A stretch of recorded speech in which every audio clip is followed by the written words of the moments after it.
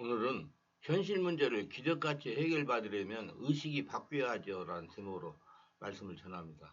현실 문제가 찾아오거든 인간적인 방법으로 해결하고 발버둥 트는 의식을 버리고 보혜사 성령 하나님을 의지하는 것입니다. 나를 돕기 위해서 와 계신 성령님 항상 의식해야 되는 것입니다. 예수께서 너를 고아와 같이 버려놓지 않고 내가 아버지께 구하겠으니 그가 또 다른 보혜사를 너에게 주사 영원토록 너와 함께 있게 하자는 것입니다. 또 다른 보혜사입니다. 예수님은 첫째 보혜사시고 성령은 다른 보혜사이신 것입니다. 그러므로 예수님이 처음 우리에게 와서 우리의 보혜사가 되셔서 우리를 도와주셨습니다. 보혜사라는 것은 하나님께로부터 보내심을 받아 우리에게 와서 우리를 돕는 자인데 예수님이 우리를 도와주셨는데 예수님이 가시고 난 다음에 다른 보혜사가 오겠다. 다른 도와주는 사람이 오겠다. 그래서 예수님이 가시고 난 다음에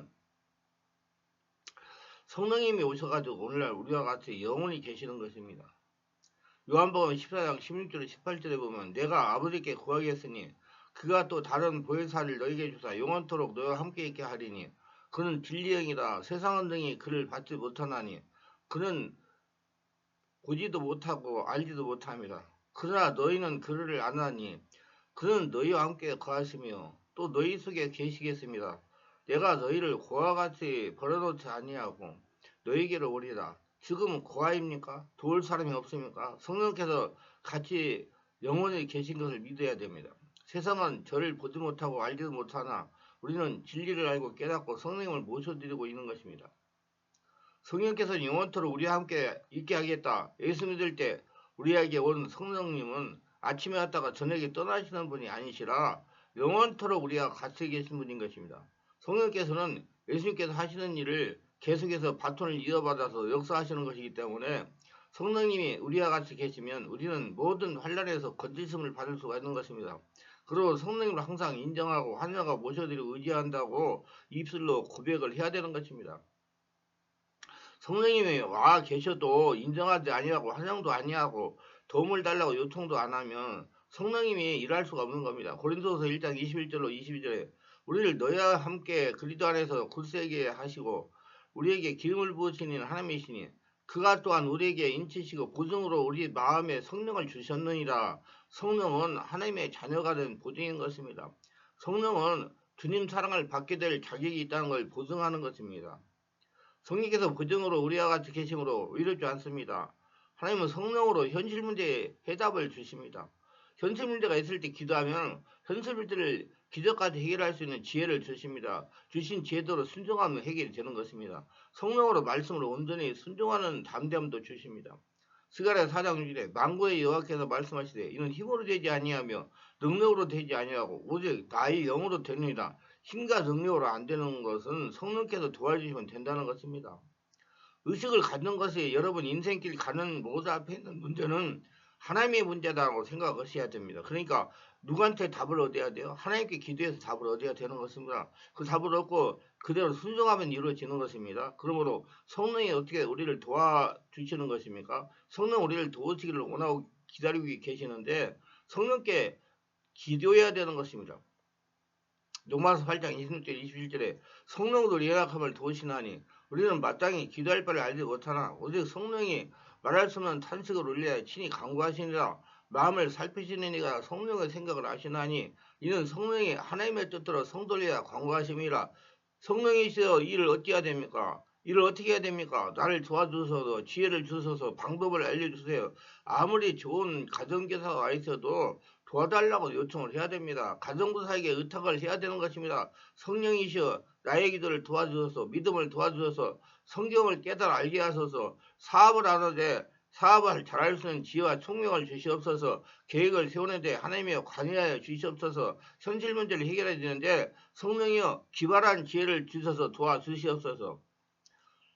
24시간 하나님을 대변해서 예수님을 대변해서 우리와 같이 계신 위대한 하나님의 형 성령이 와 계시는데 이 성령을 주인으로 인정하고 환영하고 모셔드리고 의지하면 나보다 훨씬 더 큰 내가 될 수가 있는데 그걸 안 하고 있으면 얼마나 손해가 많습니까? 크리스천은 보통 사람이 아닙니다. 항상 이렇게 말합니다. 나는 성령의 사람이다. 성령님이 나를 돕는다. 나는 대단한 사람이다. 그러므로 성령님을 항상 의식하고 같이 계신 것을 인정하고 환영하고 감사하고 부탁을 하십시오. 기도를 부탁하십시오. 성령이 자신을 통해서 기도해 주시는 것입니다. 성령이 안 누고 내가 기도하면 힘이 듭니다. 할 말도 없거니와 기도가 힘이 드는데 성령의 감동으로 기도하면 술술 기도가 나오는데 끝없이 나옵니다. 기도하면 할수록 더 기뻐지고 즐겁고 행복해지는 것입니다. 평안해지는 것입니다. 지혜가 떠오르는 것입니다. 그리고 기도해 주시기를 갈망하면 성령이 도와주시는 것입니다. 우리 삶 가운데 우상을 제거해 버려야 됩니다. 열왕기상 18장 4절에 히스기야가 우상을 제거하는 장면을 설명합니다. 그가 여러 산당들을 제거하여 주상을 깨뜨리며 아세르 목상을 뜯으며 모세가 만들었던 노뱀을 이스라엘 자손이 이때까지 향하여 분양함으로 그를 부수고 느스단이라 일컬었더라. 히스기야 왕이 25살에 왕의 자리에 올라가지고 29년 동안 통치를 하는데 가장 큰 업적은 우상을 제거한 것입니다. 그들이 곳곳에 형상을 만들어 놓고 우상을 섬깁니다. 하나님의 백성들이 430년 동안 종살이 하다가 애굽에서 구원을 받아 그 가나안 땅에 이르게 했더니 그들이 와서 계속 우상을 섬기는 것입니다. 우상으로 인하여 나라가 나눠지고 북왕국이 망하고 결국 남왕국도 우상으로 인하여 주전 586년에 바벨론에 의해서 멸망을 당합니다. 그러니까 주전 722년에 북왕국 이스라엘이 아수르에게 망하고 580년에 남왕국 유다가 아수르 다음에 일어난 바벨론에서 망하게 되니까 저들이 하나님의 백성이지만 우상 숭배로 말미암아 이런 심판을 받게 된 것입니다. 우리에게 주는 교훈이 있습니다. 우리도 예수를 믿는다고 하면서 알게 모르게 우상을 갖고 있습니다. 우상은 뭡니까?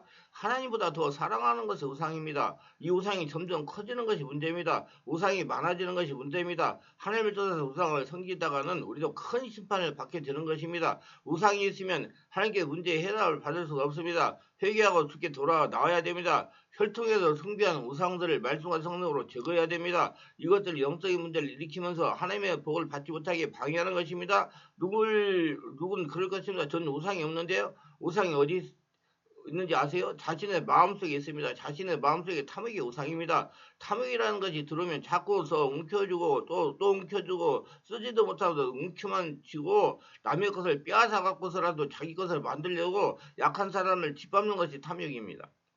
탐욕을 조심해야 됩니다. 탐욕이 들어와서 주님 것을 내 것이라고 움켜쥐고 있으니까 안 되는 것입니다. 권력이 우상이 있습니다. 세상 인기 명예 우상이 있습니다. 자녀의 우상이 있습니다. 모두 다 우상들이 있습니다. 그래서 눈에는 하나님 안 보이니까 세상 것 눈에 보이는 것 돈 명예 이것을 따라가다가 자신이 파멸되는 것을 모르고 살아가고 있는 것입니다.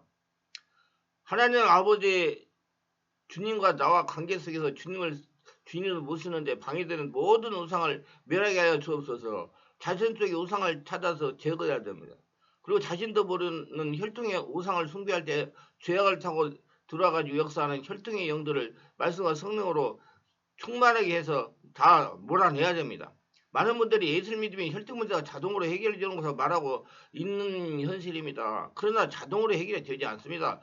반드시 말씀과 성령으로 찾아서 인정하고 회개하고 죄악을 타고 들은 귀신들을 예수 이름으로 몰아내고 성령으로 충만 받아야 됩니다. 사범죄는 반드시 본인이 해결해야 됩니다. 역대하 30장 1절에 보면 히스기야가 온 이스라엘과 유다에 사람을 보내고 또 에브라임과 므낫세의 편들을 보내어 예루살렘 여호와 전에 와서 이스라엘 하나님 여호와를 위하여 유월절을 지키나 하시니라. 우상을 멸한 다음에 예배를 회복합니다. 특별히 유월절 하나님께서 이스라엘 백성을 애굽에서 건져내실 때 그들을 구원한 그 놀라운 역사를 늘 기억하기 위하여 유월절을 지키도록 했는데 저들이 우상 숭배하느라고 예배를 제대로 못 드렸어요. 다시 유월절 예배를 회복합니다. 유월절 예배는 바로 예수님이 십자가 보혈의 능력을 상징하는 그와 같은 은혜를 우리에게 가르쳐주고 있는 것입니다.